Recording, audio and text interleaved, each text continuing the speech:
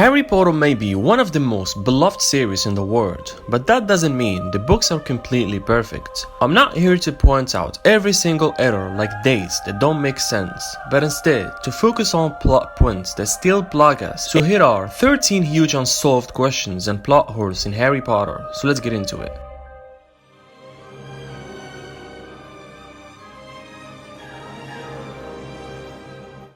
Ollivander loses money on every wand he sells. The best example is how a unicorn hair costs 10 gallons, while a wand from Ollivander, some of which contain unicorn hair and other expensive cores like dragon heart string and phoenix feathers, will only cost you 7 gallons. Assuming he doesn't cut the hair while making the wand, Ollivander is selling his wands at a loss of at least 3 gallons. The Triwizard Tournament was held as a way to bring together the schools of Hogwarts, Beauxbatons, and Durmstrang. There was 3 challenges for the champion to get through, which were meant to be thrilling. But when the viewers came to watch and enjoy the tournament, only 1 out of 3 events were actually worth watching. The first challenge was an exciting fight against a dragon, but the second task took place at the bottom of a lake, and the third task was in a maze. The audience must have simply stared at the lake or maze for an hour, waiting for something to happen. You would think for a magical wizard, they could have come up with some way for viewers to watch and enjoy the tournament. One of the biggest struggles Ron, Hermione and Harry face while searching for Horcruxes in Harry Potter and the Deathly Hallows is getting food. But as Hermione tells Ron, you can summon it if you know where it is. You can transform it. You can increase the quantity if you've already got some. The thing is, the 3 heroes find a lot of food, either by stealing from a chicken coop or going into a grocery store. Why can't they simply increase the quantity of what they already have? They also hear Dean Thomas and Ted Tonks use the spell 𝐒𝐔𝐁𝐄 to capture salmon from the river. Yet Harry, Ron and Hermione never tried this neat trick out on their own. Why couldn't Voldemort or a Death Eater take Harry's glasses to defeat him once and for all? We've seen countless times that when Harry loses his glasses, he can't see anything clearly at all. So Voldemort could have used the summoning charm and take Harry's glasses from him, and therefore he would be an easy target. How does Harry not see Distrolls at the end of Harry Potter and the Goblet of Fire? At the very end of the book, after Harry saw Cedric Diggory murdered, Harry should have noticed the school carriages were being pulled by Distrolls. But in 2004, Rowling answered this question in an interview. She says, "The letters that I've had about the Distrolls, everyone has said to me that Harry saw people die before could see the Distrolls. Harry didn't see his parents die, he was 1 year old. Although you never see that scene, I wrote it and then cut it. He didn't see it, he was too young to appreciate it.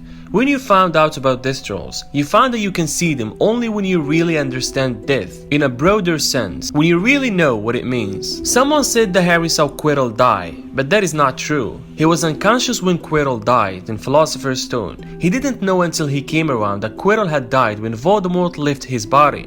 Then you have Cedric. With Cedric, fair point. Harry had just seen Cedric die when he got back and took the carriages to go to Hogsmeade Station. I decided that it would be an odd thing to do right at the end of the book. Anyone who has suffered a death knows that there is the immediate shock, but that it takes a little while to appreciate fully that you will never see that person again. That means that when he goes back, he saw these spooky things. It set the tone for Phoenix, which is a much darker book. That was the answer from J.K. Rowling, and it's pretty much convincing.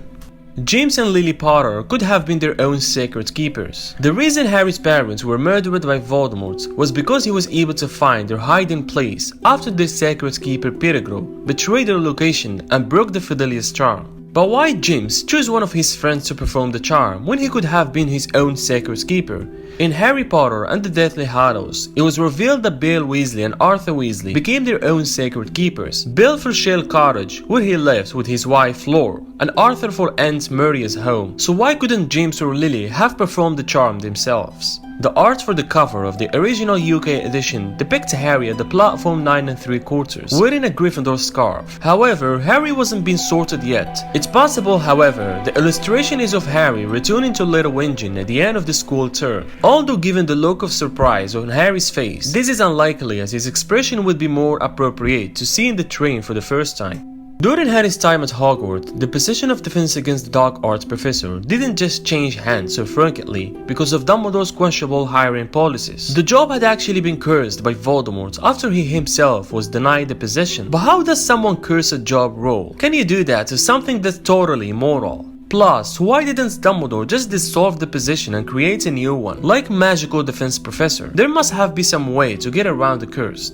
In Harry Potter and the Half-Blood Prince, Voldemort causes the Death Eaters to start causing trouble around the country, destroying landmarks and terrifying the public. One famous landmark in particular that was destroyed in the opening scene was London's Millennium Bridge. Given that the Harry Potter films use the same timelines as the books, that would make it the year 1996. The Millennium Bridge, however, wasn't constructed until 1998, and it wasn't opened until the year 2000. But yeah, that's one of the many things the movies did mess up. Ever notice how the doors are locked at Hogwarts? Whether it's the Order of Phoenix when the gang breaks into an office to use the float network, or the forbidden third floor corridor from the Philosopher's Stone, this location of the castle are secured by locks. Didn't the student learn how to do the old switch and flick on their first day at school? Everyone knows it only takes one Alohomora to unlock any door. Hogwarts security really did have to give up using locks. In the first movie, Mrs. Weasley asked her children which platform the train was on, but wasn't she supposed to know that? She was the one taking her children to the station every year, and the platform was always the same. In the fifth book, the main characters organized Dumbledore's army. They gathered all the students in Hogshead. As second-year students, Denise Creevy was also there, but he couldn't have been because only 3 years and older are allowed into Hogsmeade. That was all for today's video. I would love to hear your thoughts in the comment section down below. I hope you enjoyed today's video. If you did, please hit the like button. Thanks for watching and I'll see you again soon.